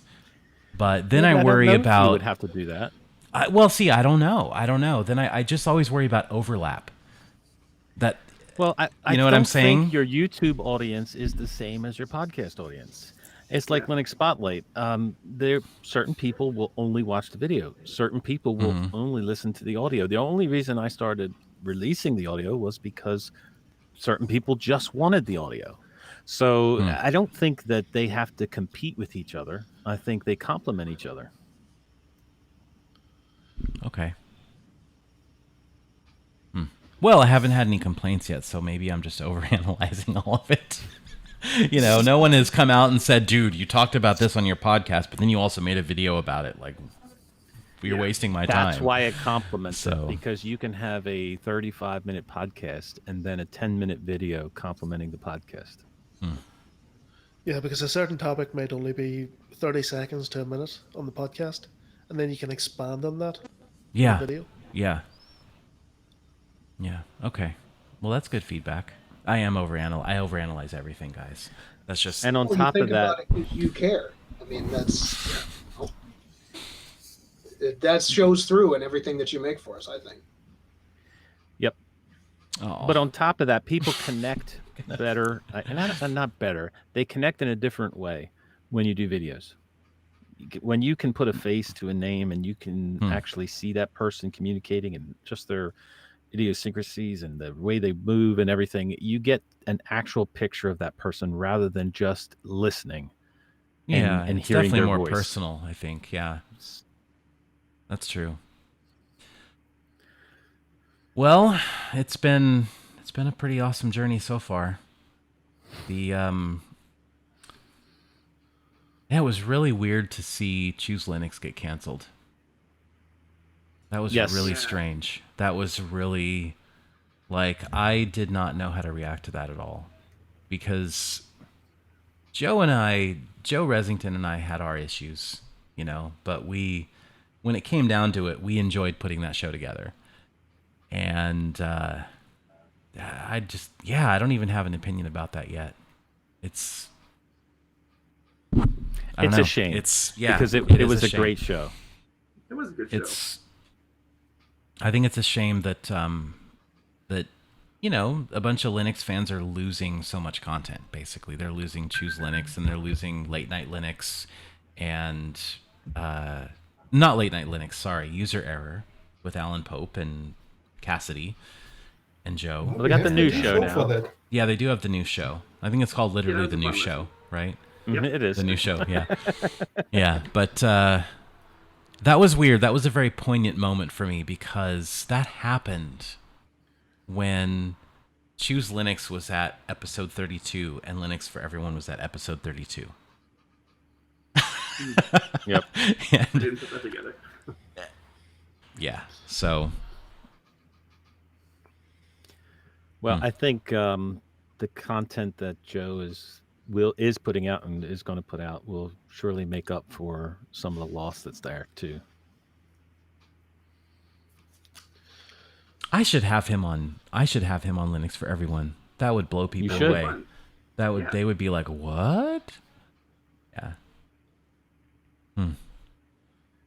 Well, guys, wow, it's been about 2 hours and it just flew by. That's wow. Whew. Anything else? All things must come to an end. Yeah, I know. Anything else we want to talk about?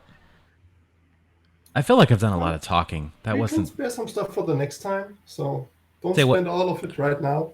Say that again. Sorry, I didn't hear you. We can hold back some stuff for the next time. We don't need to spill out everything right now. That's true. I mean, this will be a monthly thing, so. See. Yeah, and then I think I'm going to spin up that Telegram group for you guys next week. So that'll be another place we can talk and have a little more relaxed conversations where things don't get buried every couple minutes. Anyway, I really do appreciate you guys. And, if you're watching on YouTube and you're not here on the chat, but you're a patron, like, you guys are really making a difference right now because my bubble burst last week after being at Forbes for like 8 years, and they basically said, well, you're getting 50% less pay now. So, every revenue stream, whether it's DigitalOcean or whether it's you guys, whether it's someone buying a mug, it makes a big difference. So I appreciate it. Somehow for me, it's nice to being able to make the difference because I'm not a content creator. I'm not actively involved in the Linux community in terms of programming or documenting or whatever that is. I'm more of a consumer, and I consume your show. And suddenly I thought, yeah, let's go Patreon. I don't even know why. I heard it from the first show, and it's like my first email I sent you. Like yeah. All of it together. You're sympathetic. The way you put that together, all of it. And now you tell me I'm making a difference because like I pay $5 on some Patreon thing. Well, I didn't even dude, know before. it adds up, man. It adds up. Awesome for me. I mean, people don't realize, and I hope that I don't get a bunch of canceled Patreons after this, but, people don't realize that, you can look at a specific person and see their lifetime contribution, right? And that adds up. It really does. $5 a month doesn't seem like a lot, but you look at that over 6 months and you look at that over like 80 people and it's a big deal. So. Yeah, I'm with Eric on that. I mean, I'm just a user. I'm a machinist from New England. I'm not a programmer. I'm not, I'm a little nerdy and, We're all a little nerdy. Right. I mean, I enjoy tech. I have spent, every time I bought a new computer from the discount warehouse of your choice, the first thing I do is throw an SSD and some Linux flavor on it, because I can't stand Windows, for one thing. But I'm just a user. I have learned everything that I know about Linux from either messing around with it and breaking it, or listening to people like yourself. And so I'm happy to do what little that I can. It's probably not enough, but I'm happy to contribute in some way to things that make my life easier and more enjoyable. So I can definitely attest to the concept of learning a lot about Linux by breaking it. Yep. Yes, me too. That is the way to do it. too. Yep, that is the way to do it. and not having your audio work. Your first few years on Linux is just a journey of many nuke and paves. Yeah, it really is. It really is. I feel like I'm starting to finally not be as obsessed with distro hopping anymore. Now I'm at the point where, okay, I'm happy with Pop OS. It does what I need, Same. and I can try something like Gamer OS or Arco Linux, and I can point out this may be great for you if, or this has some great features if, but I'm not going to personally jump over. So that's kind of a relief. God. Yeah. Anyway, all right, guys. Well, I'm gonna hit the road. But thank you. This has been really, really fun, and we'll have to do it maybe more often than once a month, because it was a lot of fun. But Thank you, Jason. Appreciate it. yeah, Yes, thanks for thank you. being here, you guys, all of you, really. It was It's fun to meet you all really and have these like it's discussions. it means a lot that you'll sit here and spend 2 hours with me. So I appreciate it. Thank you. Oh, a lot of fun, guys. Anytime. Thanks. Yeah, and remember, remember this URL, the Jitsi URL is not going away. If you guys want to, once we get the Telegram, the patron-only Telegram group set up, you guys organize. If you want to just chat with each other, just go to this URL. It's there. It's not going anywhere. So, yeah, just use it. Use it if you want. Nice. Yeah. Sweet. All right. All right. Take care. See ya. Take care of each other. Have a And good one. I'll talk to you Yeah, guys be soon. safe. See ya. Bye. Bye all. See ya. Bye-bye.